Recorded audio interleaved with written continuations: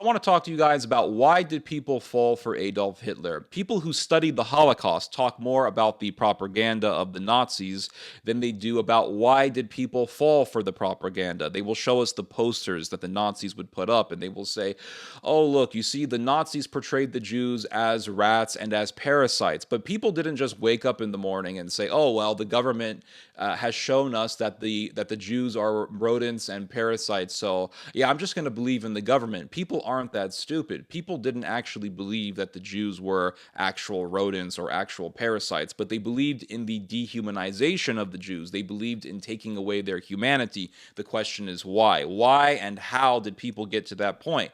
We can talk about the who, we can talk about how the Holocaust was carried out, we can talk about who orchestrated the Holocaust, we can talk about the guns, the trains, the gas chambers, but if we do not understand why and how people get to the point where they will justify genocide, then we cannot prevent genocide. Genocides will always happen as long as we do not understand and as long as we refuse to acknowledge how genocides are justified. And as long as we don't understand that, then the people who orchestrate genocides will always be there. And we can talk about who they are all we want. It just wouldn't matter because we would not be confronting why people fall for genocidal ideology.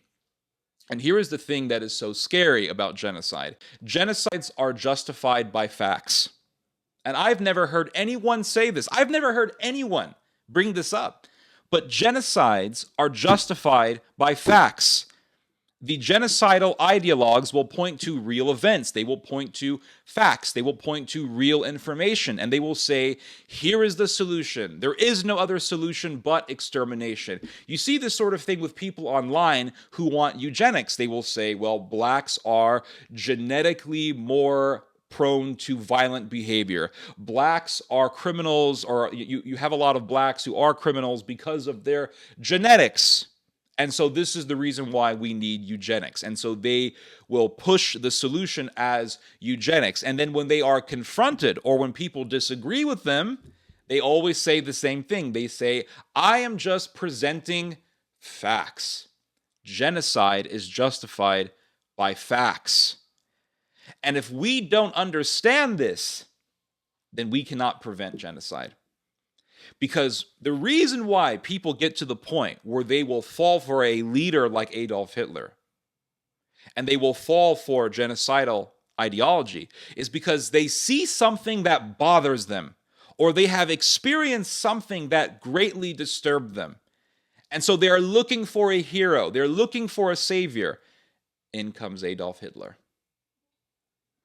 So we have to understand what was going on in Germany that angered the German people to the point where they voted for an Adolf Hitler, where they fell, where they were deceived by Adolf Hitler and by the Nazis.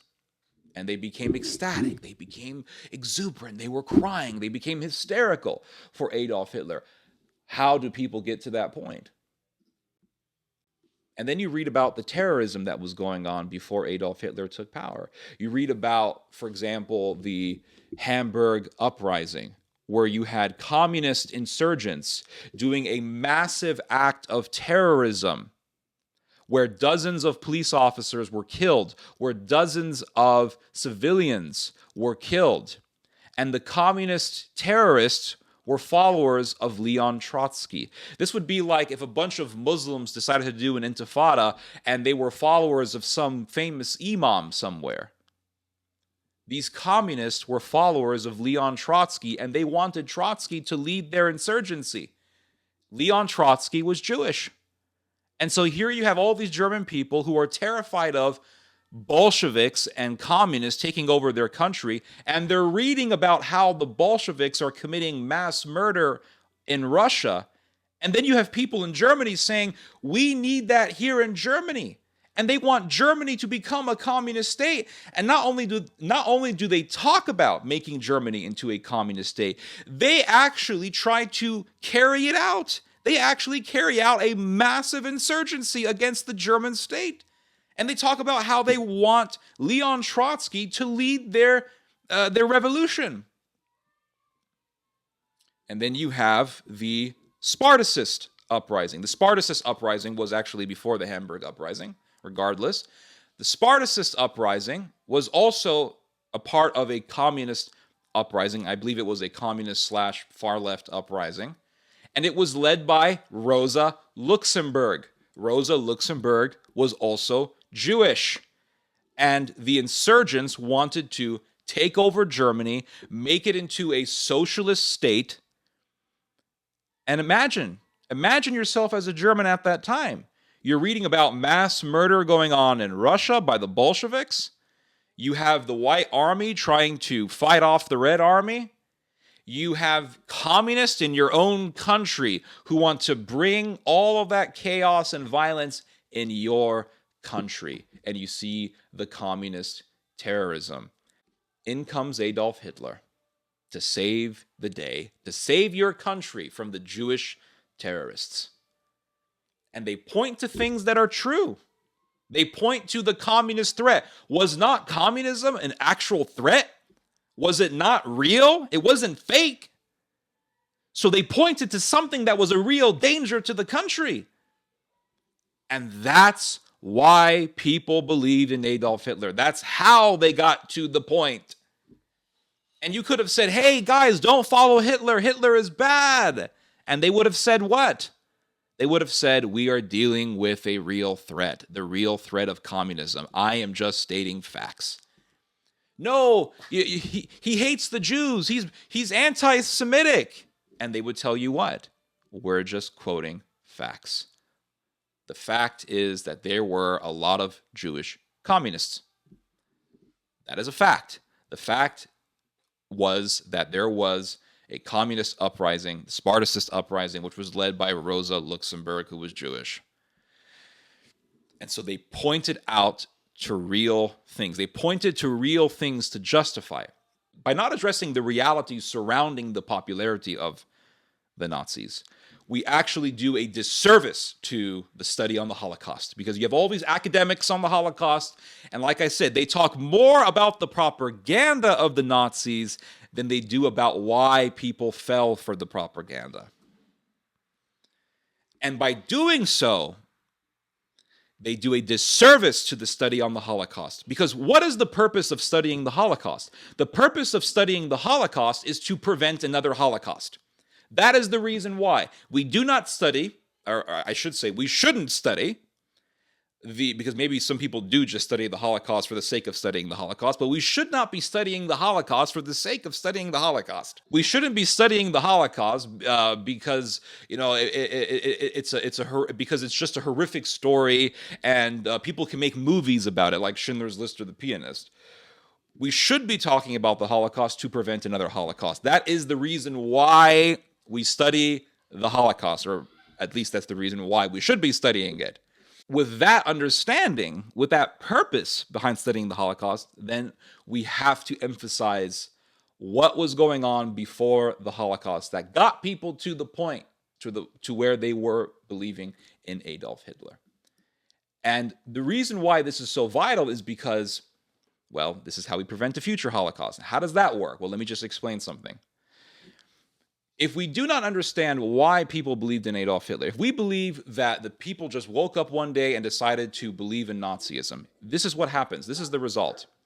You have some current day Nazis who pop up, and they don't call themselves Nazis. They call themselves identitarians. These dogs are barking, annoying animals.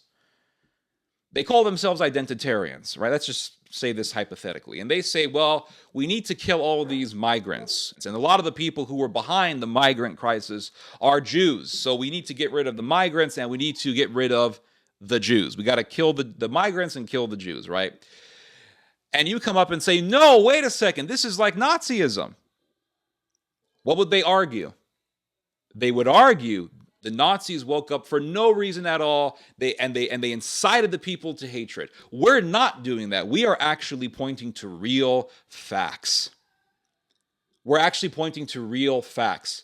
And by not understanding that genocide is justified by facts, their strategy then, well, it bamboozles people.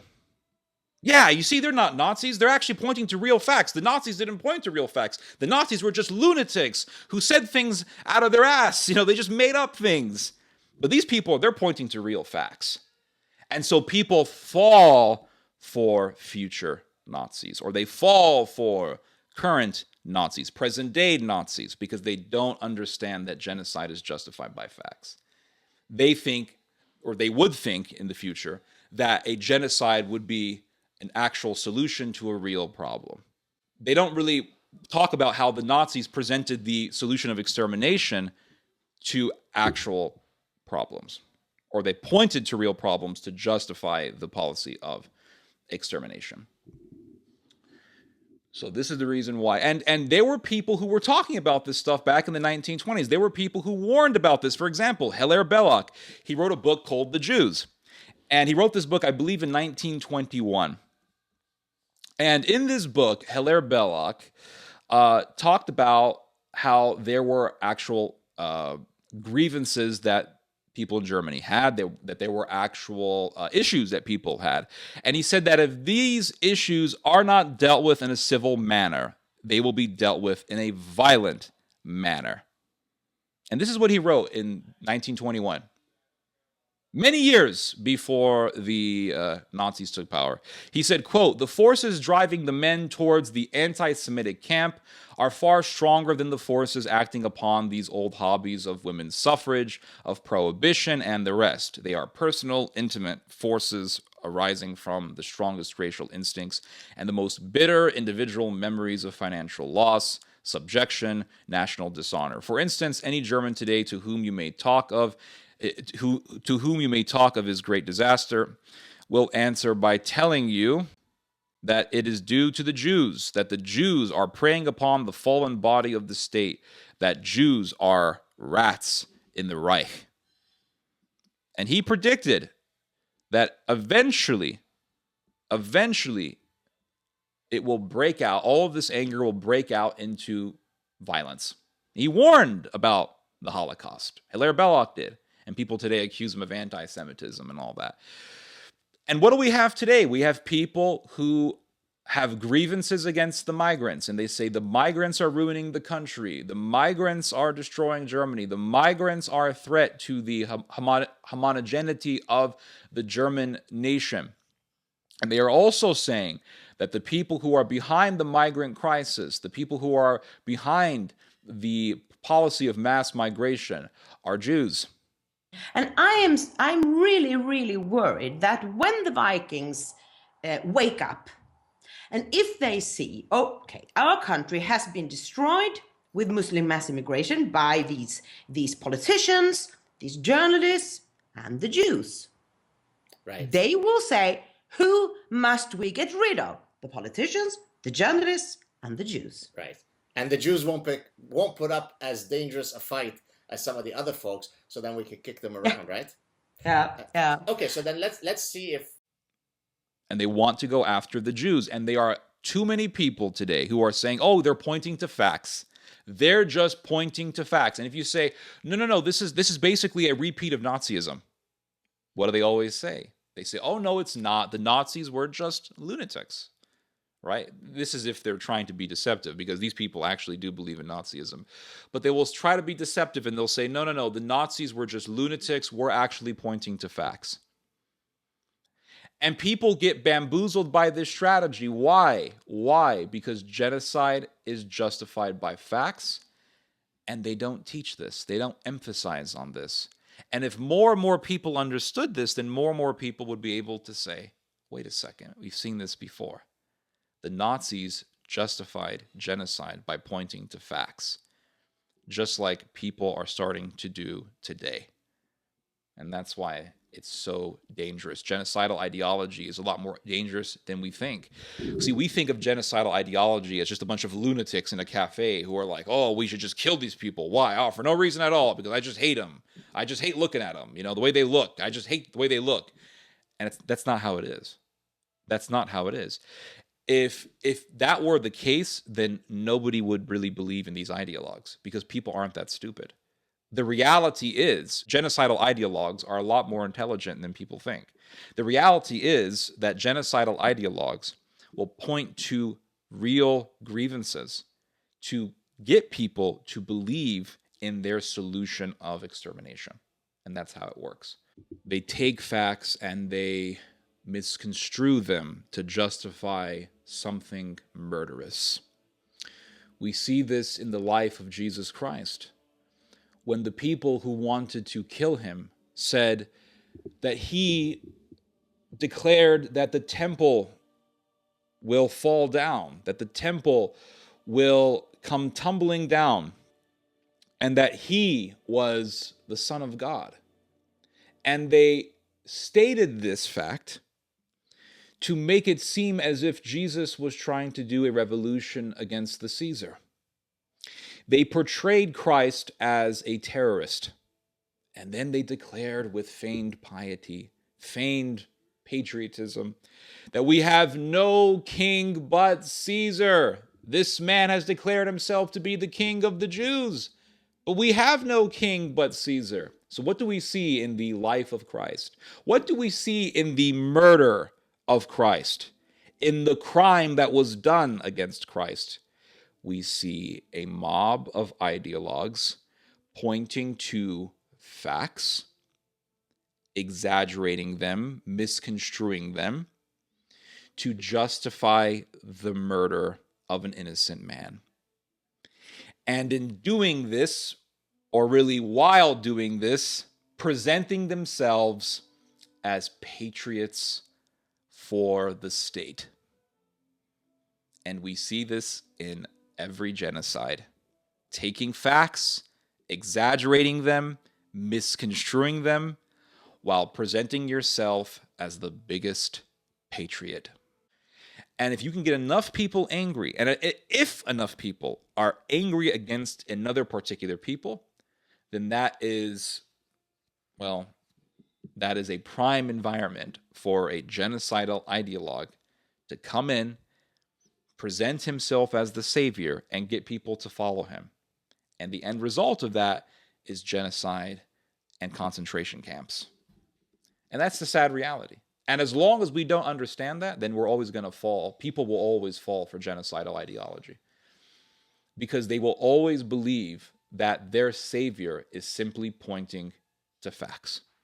And they will always see the chaos that they create as a solution to a real problem.